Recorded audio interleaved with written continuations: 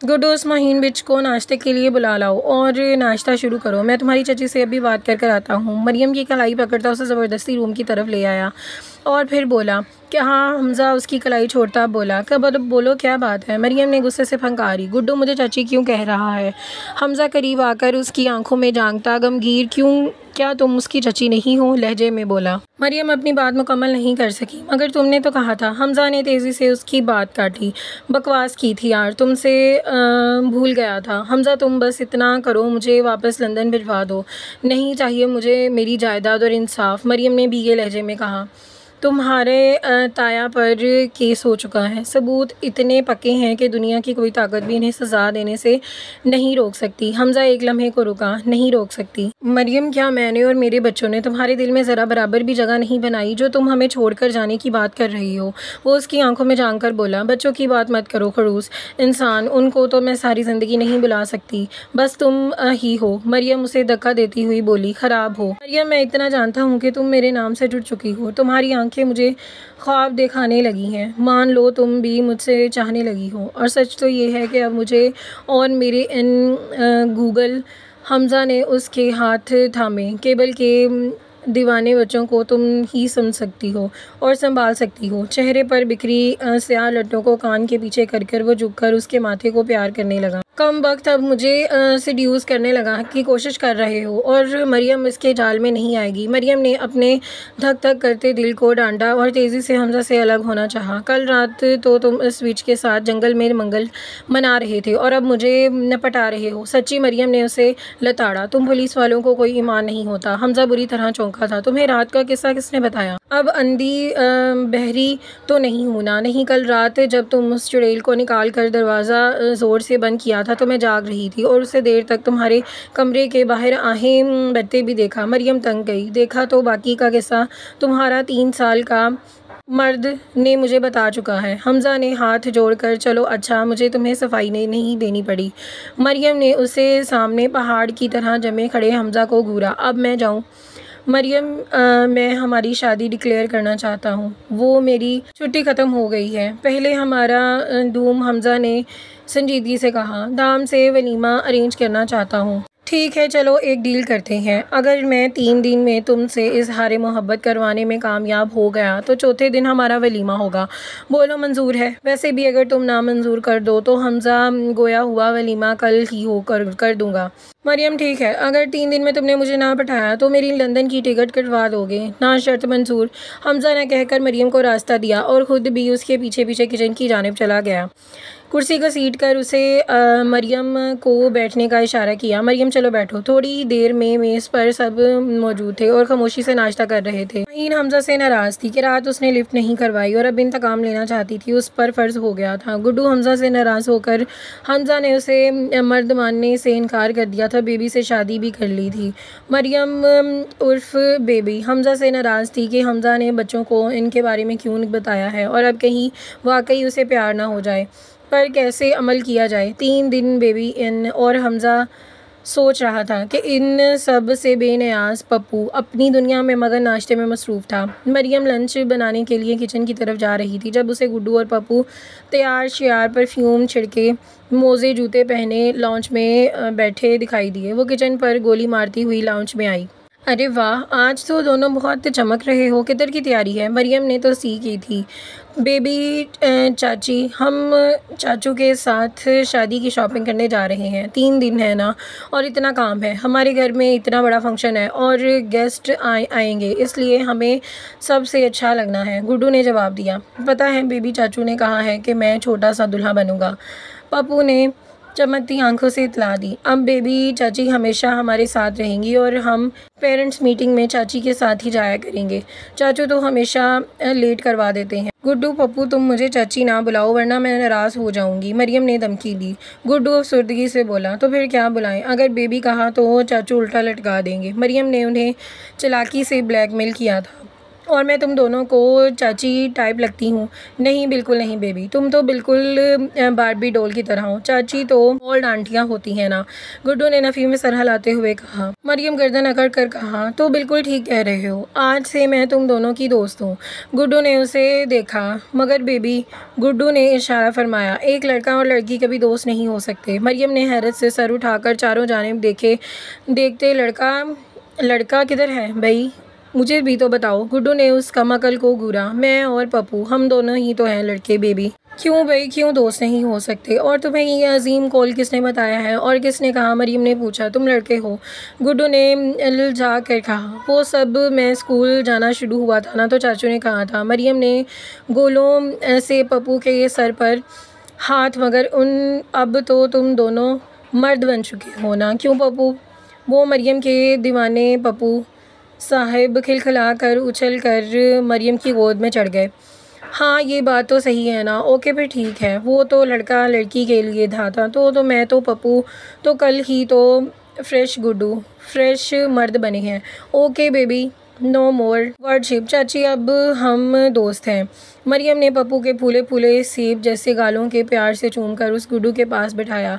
गुड्डू और पप्पू को बातों में मगन छोड़कर वो बामती हुई हमजा के कमरे की तरफ चली गई और दस्तक देते ही जवाब का इंतज़ार किए बगैर एक ज़ोरदार झटके से अंदर दाखिल हुई। ब्लू जीन्स और सफ़ेद टी शर्ट में मलबूस हमजा नक्सक से तैयार आईना के सामने खड़ा बाल बना रहा था। जब मरियम ने धक्का देकर दरवाज़ा खोला था तो वो अंदर दाखिल हुई। ये बाहर गुड्डू पप्पू को क्या बकवास कर रहे हैं कि तुम इन्हें किधर लेकर जा रहे हो? मरियम ने उसे घूरा। हमजा जवाब दिए बगैर बड़े आराम से परफ्यूम की बोतल उठाकर अपने ऊपर स्प्रे करने लगा। मरियम पास आई तो उसके ऊपर भी स्प्रे करने लगा। मरियम नागवारी से उसका हाथ ये क्या बदतमीज़ी है? मेरे सवाल का जवाब दो। अच्छा हुआ जो तुम खुद ही आ गई। ये बताओ तुम्हारे लिए कौन से पॉलेट की बुकिंग करवाऊँ? वेडिंग ड्रेस तो मेरी पसंद का ही होगा, बस ज्वेलरी पॉलर सिलेक्शन और शूज़ के लिए तुम्हारी मदद चाहिए होगी। हमजा ने संजीदगी से पूछा। देखो हमजा, तुम क्या गेम खेल रहे हो मुझे नहीं पता, मगर हमारी 3 दिन की डील हुई है और तुम आज ही बच्चों के दिमाग में खन्नास पर रहे हो। कमीनेपन की। मरियम ने दांत खचकाए। ना जानम ना, इतना गुस्सा सेहत के लिए अच्छा नहीं होता। रंग भी जुलस गया है, इसलिए जस्ट। हमजा की आंखों में शरारत थी। चल बेबी, मरियम ने उंगली उठाकर कहा। चाहा तो देखो हमजा, देखना ही तो चाह रहा हूँ। तुम मेरे प्यार में, मेरे रंग में रंग कर, मेरी दुल्हन बनकर। वो गमगीन लहजे में बोलता उसके नज़दीक हुआ और वो पीछे को हुई। वो नज़रें चुरा कर बोलती हुई पीछे हटी। हमजा, तुम इंतहाई दर्जे के ढीठ इंसान हो। मरियम की सुर्ख पड़ते चेहरे को हमजा ने बड़ी शौक नज़रों से देखा। मरियम, तुम्हारे आने से मेरी ज़िंदगी में एक हलचल सी मच गई है। ज़िंदगी सहल और रंगीन लगने लगी है। वैसे भी इतना बेवकूफ़ हरगिज़ नहीं कि किस्मत से हाथ लगी इतनी खूबसूरत और बोलते बोलते पटरी से उतरा। बीवी प्लस नौकरानी को अपने हाथों से निकल कर घर से जाने दूँ? मरियम तप कर बोली। फिटे मुँह तुम्हारा, मैंने तुम्हारी नौकरानी हरगिज़ नहीं हूँ। हमजा ने जवाब दिया। और चलो बीवी तो होना। बड़े पुरसकून अंदाज में करीब आकर मरियम का हाथ थामा और उसके हैरत से फटती आंखों में झांक कर दिलकशी से मुस्कुराते हुए अपनी गिरफ्त उसके गिर्द मजबूत की और उसके चेहरे पर झुक गया। हमजा के साथ सहर अंगेज़ लम्हों में जकड़ी मरियम के गाल शर्मो हया से तमतमाते हुए चंद लम्हों के बेइख्तियारी के बाद मरियम ने एक झटके से हमजा को खुद से दूर किया। मरियम अपनी सांसों पर काबू पाते हुए बोली, ये क्या बदतमीज़ी है? मिसेस हमजा, इसे बदतमीज़ी नहीं प्यार कहते हैं। और मेरा एहसान मानो कि मैं अब तक तुम्हें डील दी हुई है, वरना बेबी आज हम दोनों अपने बेबी के प्लान कर रहे होते। हमजा ने उसकी आंखों में झांका। देखो हमजा, ऐसी इमरान हाशमी टाइप हरकतों से परहेज़ करो, वरना मैं तुम्हारा कमीना खबीस दिल जो मैं मरियम ने 3 दिन के बाद तोड़ना है, कहीं आज ही ना तोड़ दूँ। डिस करते हुए शर्मों और गुस्से की कैफियत में चिढ़ते हुए वो बोली। हमजा हंसता हुआ, ओ गॉड, तुम तो ब्लश कर रही हो। सुनो मेरे प्यारे बच्चों की प्यारी सी बेबी, मुझे अपनी जीत पर पूरा यकीन है, इसलिए तुम मेरे लिए मेरे दिल के टूटने पर हार जाने की फ़िक्र मत करो। तुम तो बस आज से सिर्फ 3 दिन के बाद। वो मरियम के पास आकर उसके गाल थपथपाता बाहर निकल गया। दुल्हन बनने की तैयारी करो। मरियम काफ़ी देर तक वहीं अकेली खड़ी अपने दिल को संभालने की कोशिश करती रही और अभी भी हमजा का लम्स अपने चेहरे पर महसूस कर रही थी। ओ खड़ूस मोहब्बत कर सकता है, पर ढंग से इजहार नहीं कर सकता। काश गुड्डू पप्पू से ही क्लास। मरियम बड़बड़ाई। जो भी हुआ ये तय हुआ कि हमज़ा उसके दिल पर नकब लगा चुका है, मगर ये भी तय था कि इतनी आसानी से हाँ नहीं करेगी। मरियम की कुर्बत के नशे से सरशार हमज़ा सीढ़ी पर धुन बजाता हुआ लाउंज में आया था, जहाँ पर पप्पू और गुड्डू तैयार होकर उसका इंतज़ार कर रहे थे। हमज़ा ने पप्पू को गोद में उठाया और चलो भाई मेरे लाडलो, जल्दी से गाड़ी में बैठो। गुड्डू की साथ आने का इशारा हुआ।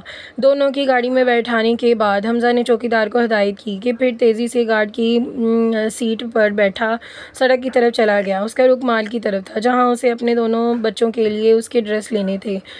तीनों बड़े मगन अंदाज में शॉपिंग कर रहे थे। ड्रेस ऑर्डर कर दिए गए थे। अब हमज़ा बच्चों के जूते देख रहा था और काफ़ी ही देर के बाद सब काम निपटा चुके थे। चाचू आइसक्रीम के लिए चलते हैं। हमज़ा दोनों बच्चों को लेकर करीबी आइस शॉप पर चला गया और उसकी पसंदीदा फ्लेवर उनको ले दिए। चलो भाई अब जल्दी से अपनी अपनी आइसक्रीम ख़त्म करो और घर वापस चलते हैं, चाची इंतज़ार कर रही होंगी। हमज़ा ने दोनों को बारी बारी देखा। पप्पू आइसक्रीम से लबालब भरे मुँह से बमुश्किल चाचू बेबी के लिए भी आइसक्रीम ले लें बोला। हमज़ा ने पप्पू को समझाया, बेबी नहीं पप्पू, चाची, चाची बोलो उसे, अब वो तुम्हारी चाची है।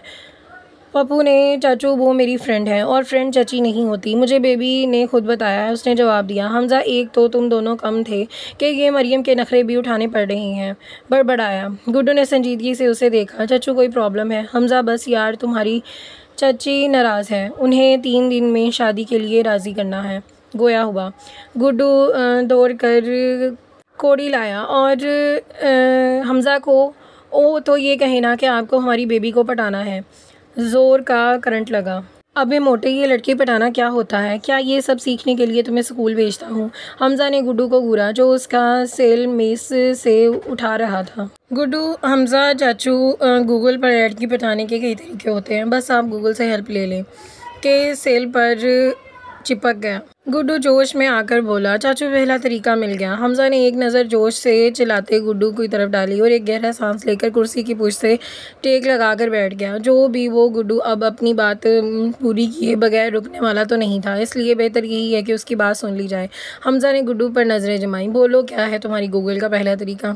चाचू आपको बेबी को गुंडों से बचाना होगा, डिशू डिशू करके पिटाई लगानी होगी, जिससे बेबी, गुड्डू का चेहरा लाल हो गया, भाग कर आपके पास आ जाएगी। हमज़ा ने उसे टोका। फिर का आगे बको। गुड्डू ने अपने सर पर अपना छोटा सा हाथ मारा। चाचू आखिर आप कब बड़े होंगे? अभी गुड्डू बोल ही रहा था कि हमज़ा ने बुखला कर, चाचू फिर आप बेबी का हाथ पकड़कर उसे छोटे शैतान की बात काटी। हमज़ा ने पूछा, अच्छा अब बस करो, मगर हम गुड्डू कहाँ से लेकर आएंगे? गुड्डू ने गुड्डू को पूछा। मैं हूँ ना चाचू, मैं मास्क पहनकर गुंडा बनकर आ जाऊँगा, बेबी को छेड़ दूँगा और आप बेबी को बचाने के लिए। गुड्डू ने चुटकी बजाते ही मसला हल कर दिया। हमज़ा ने घूरा और इस 3 फुट के गुंडे को देखा जिसके सुर्खों सफ़ेद गालों पर चॉकलेट आइसक्रीम लगी हुई थी। हमज़ा ने दिलचस्पी से पूछा, अच्छा और बेबी को छेड़ोगे कैसे? चाचू मैं बड़े लोगों की तरह बेबी के पास जाऊंगा और कहूँगा, बाजी जी चलती हो क्या, या 9 से 12? ये कहकर गुड्डू ने दोनों आंखें मीच कर अपने दांत में आंख मारी और हमज़ा का कहका निकल गया। हमज़ा ने, बहुत अच्छा प्लान है, लेकिन अगर तुम्हारी बेबी गुंडों से नहीं डरी तो फिर सवाल पूछकर गुड्डू को सोच में डाल दिया। महीन अपने बहनोई कमिश्नर अहमद को मरियम की तस्वीर भेज चुकी थी और अब कमिश्नर साहब अपने फ़ोन में मरियम की तस्वीर को देखकर हैरान थे कि ये वही लड़की है जिसकी गुमशदगी का जिक्र उनके जिगरी दोस्त इंडस्ट्रियलिस्ट कर रहे हैं, इकबाल साहब, जिसके शोहर ने उन पर इक़दाम कत्ल का मुकदमा दर्ज किया था। सोचते हुए कमिश्नर ने मरियम के ताया इकबाल साहब को फ़ोन मिलाया। इकबाल, बड़ी तुम्हारी भतीजी का पता चल गया है अहमद, मुझे पता है कि उसे तुम्हारे एसपी हमज़ा ने कहीं रूपोश किया है, बस एक दफ़ा किसी तरह से मेरे हाथ लग जाए। इकबाल ने साहब ने दांत कचकाए। तुम्हारी भतीजी इस वक्त बड़े धड़ल्ले से इस एसपी के घर रह रही है, लेकिन एक सलाह ये है कि अगर तुम उस लड़की को रास्ते से हटा दो ना तो बांसना बजेगी बांसुरी और तुम्हारा अदालत केस भी आदमी के नाम से है और फिर खुद ही ख़त्म हो जाएगा। कमिश्नर ने उसे रास्ता दिखाया था। मशवरा अच्छा है, मैं आज ही कुछ करता हूँ। इकबाल साहब गोया हुए थे। नहीं इकबाल साहब, आप मेरे फ़ोन का इंतज़ार करें। वो जैसे ही उस लड़की का नाम था मरियम हाँ, तो जैसे ही एसपी मरियम को कहीं लेकर जाता है मैं आपको इत्तला कर दूँगा। मोटरसाइकिल सवार टारगेट किलिंग वगैरह ये केस भी ऐसा ही होगा, कमिश्नर ने खबासत से कहा। इकबाल साहब ने फारिग होकर कमिश्नर साहब ने माहीन को फ़ोन मिलाया। माही बेटा क्या हुआ है? तुम किस तरह इस लड़की को मरियम को बाहर किसी मॉल या रेस्टोरेंट के पास ला सकती हो? सलाम दुआ के बाद वो सीधे से मुद्दे पर आए थे और थोड़ी देर बाद ही बात करके फ़ोन बंद कर दिया। और यहाँ पर हमारी किस का इख्तिताम होता है। इंशाल्लाह मिलता है नेक्स्ट वीडियो में। दुआ में याद रखिएगा। अल्लाह हाफिज़।